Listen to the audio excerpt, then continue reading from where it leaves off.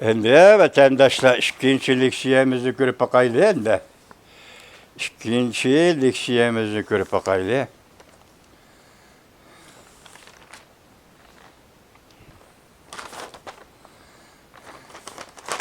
Ikkinchi leksiyamiz hali sizlarga yetkazib turadigan qisqacha xabarlarimiz. Shu xabarlarni tahlil qilish asosida sizlar bilan birga so'zlashaylik vatandaş. Mesela alaylı bugün Torbiyat'ta kıskaça haberde mındak değildi. 9 trilyon. 9 trilyon Xi Jinping'in özüge mensup. Ümit Sadası 5. ayının 22. günü YouTube. 9 trilyon. Hazır geplerge muşunun asaslanğanda, muşunun video filmi asaslanğanda Cungo'da bir neçə şirket ve bir neçə şəxsilərini axtırıb digidək. Cungo Kompartiyası aşınçılaq pulunu qolğu düşürübdümüş. Endi hazır Ümit Sadası buna dəvat edir ki, muşu pul, 9 trilyon pul Xi Jinping bir ailəyə mənsub. İşinizdə bolsun vətəndaş. Ümit Sadası 5. ayının 22. günü ütüb. Yani bir xəbər. Cungo parçalanıb. Avropa alışıdır. Rasma, peşt, rasma, Cungo parçalanıp Avropa alışıdır. Avropa alışıdır degen 30 neçə devlet, 30 devlet mi, 28 devlet mi? Avropa İttifakı əza. Həmmisi devletli xüsusiyyəti. Həmmisi devletli, lekin bir ittifak Avropa İttifakıdır. Cungo parçalanıp Avropa alışıdır.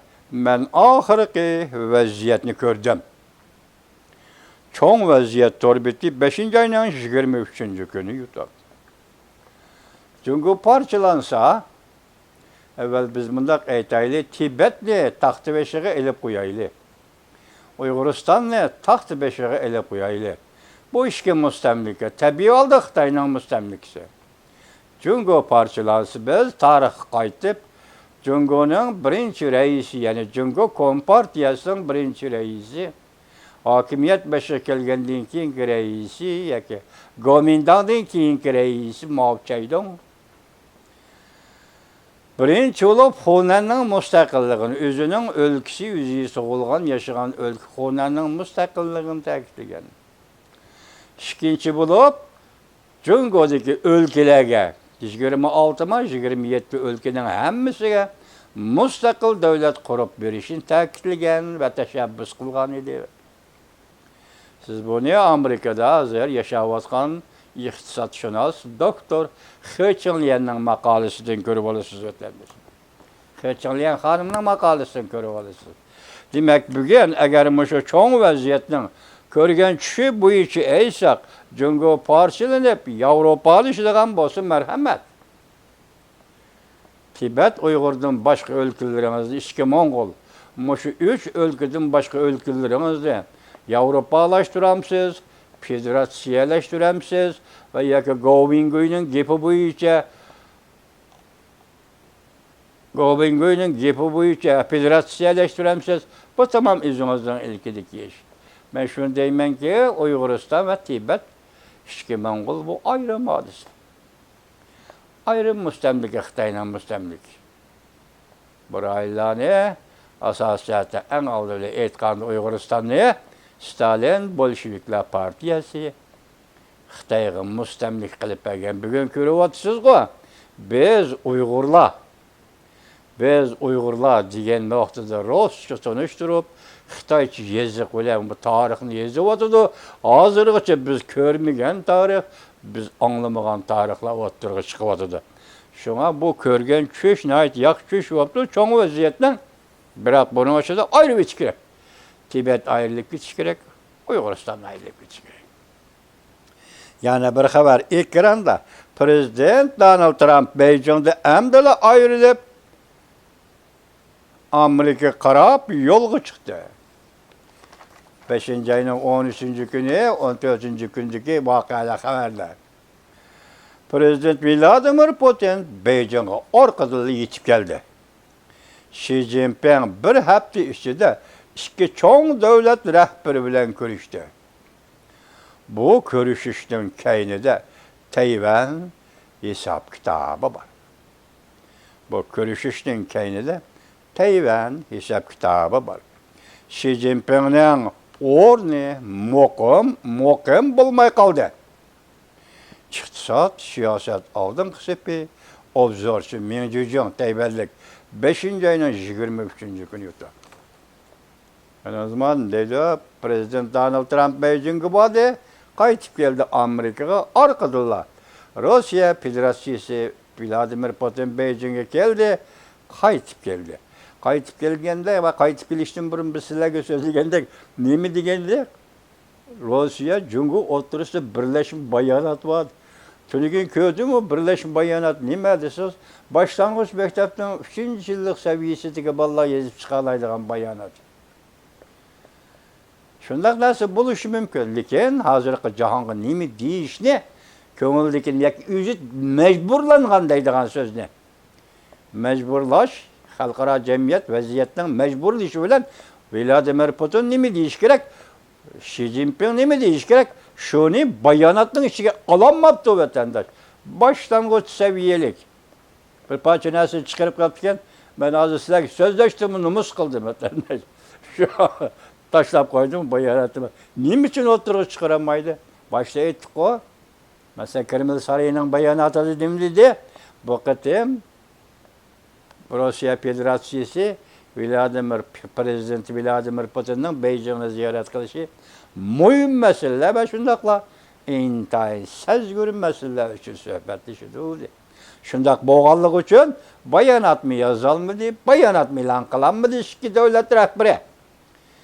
Cumhur'un reisi Xi Jinping Rusya Federasyonu'nun prezidenti Vladimir Putin. Yazan bir vatandaş. Malum Min Cücüng neme deydi? Hazır Tayvan'ın hesap kitabı var değil. Ahır yani bir abzasla dikkat kılanca mı? En ahırda. Malum dikkat kılanlar. Tayvan'ın hesap kitabı var değil. Yani bir haber. Cumhur Kompartiyası korkuduğun bir menzili oturgu çıktı. Angliya, Fransiya, Germaniya, Japonya, cemi 9 devlet Tayvan'ı kolladı.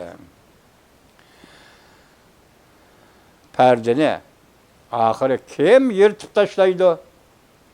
Şimali Amerika Wang Li torbiti 5. ayının 23. günü yutup. Hazır yana bir haber. Japonya veziri Sani Takeichi yerim kişide ispadı bildirdi. Amerika, Japonya, Kore kol tutuşup Tayvan'ı kollaydıgan buldu. Bilim haznesi aşkar edildi ki Beijing korkuduğun 3 burcaklık münasebet ahire oturup çıktı. 3 burcaklık münasebet Amerika, Japonya, Kore. 3 burcaklık münasebet oturup çıktı. Şimali Amerika Wang Li torbiti 5. ayının 23. günü yuttu. Hazır Kore'nin işi vaziyeti de yani xil özgürlükler buluvatı da vatandaş. Bugünlerden hem de Cumhur'un reisi Xi Jinping Çavuşen'e ziyaret geldi. Ma işiniz olsun cuma bugün ziyaret geldi. De haberler toluk çıkmadı oturuğa. 5. ayının 23. günü yuttu. Anda yana bir haber. Amerika'nın Tayvan'a harbiy qurol-yarog' setib berishi vaqtincha to'xtatganligining haqiqiy ma'nosi. Amerika'nın Tayvan'a harbiy qurol-yarog' setib berishni vaqtincha to'xtatganligining haqiqiy ma'nosi. Prezident Donald Trump Prezident Lay Ching-te bilan telefonda sözleşmekçi oldu. Bu iş belki dünya tarihine kayıt yazışqa ilip geldi. Müş ahırkı bir cümlesi, endi ağır cümleyken de bu. Hazır Tayvan'ın ornu, Tayvan'ın ağızgı elinişi ve Tayvan'a qandaq siyaset belgeleş ahırkı hesapta dünya tarihinin dünya tarihini özgertip yazışqa ilip geldi o deydi. Gonzaşı degan mustaqil obzorchi, mustaqil tadqiqotchi to'g'ri 5 ayının 23 kuni o'tdi. Men başta ahırda bir abzası var, dikkat qiling dedim. Siz hazır muşu, ben siz yetkiziyotgan qisqa xabarlarni o'zaro, mush bugungi juma o'zaro selishtirib tasavvuringizda bir fikr hosil qilasiz vatandosh. Ma oxirgi qarab turing juma. Yüzeki qaramoqqa Tayvan meselesi. Beijing muqimlashdi deb qarab qoldi. Mushni Tayvan Beijing muqimlashdi deb qarab qoldi. Amaliyotda haqiqiy o'ynaydigan kart endi boshlandi. Gördünüz mü vatandaş? Qarang, yana bir o'qitay juma. Yüzeki qaramoqqa Tayvan meselesi. Beijing muqimlashdi deb qarab qoldi. Tayvan meselesi qo'zg'aldi. Amerika Qo'shma Shtatlari bu to'g'rida to'xtaldi. Endi vaziyat muqimlashdi deb Beijing shunday hisoblab qarab qoldi. Amaliyotda haqiqiy o'ynaydigan kart endi boshlandi. Bu nayt yuqori saviyada qo'yilgan mavzu vatandosh. Men bugun sizni shunchalik deb qo'yay. Xo'shu tamoqxonasi yangi to'rib o'tgan 5-ayning 23-kuni yo'tib. Yangi to'rib o'tgan, shunday debdi. Demak, masala Tayvan masalasi qaramoqqa yuzaki bir ish. Bunu Jungo muqimlashdi deb qarab qoldi, hisoblab qoldi. Unda emas. Endi o'ynaydigan kart amaliyotda haqiqiy kart o'ynash endi boshlandi. Mana bu gapingizni bo'lsa vatandoshim, men bugun buni hech bilmay, chunki nima ish qilasiniz, siyosat bak sazgur kelyapti. Vatandoshim, siyosat bak sazgur kelyapti. Shunga biz zihnimiz bilan diqqat qilamiz. Lekin yana shundaqda o'zimizning amaliy harakatida moslashgan bo'lib, moslashib, eg'iz ochadigan vaqtda eg'iz ochimiz, eg'iz ochmagan vaqtda eg'iz ochmaymiz. Bu bizning axloqimiz vatandosh. Bu bizning axloqimiz. Bugun başta Suriye meselesi to'xtalganda, chunqur to'xtalmadik Suriye meselesida. Zamanning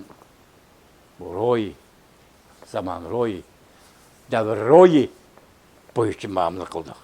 Bugun sizlarga so'z aytganlik şeylerimiz mana shu.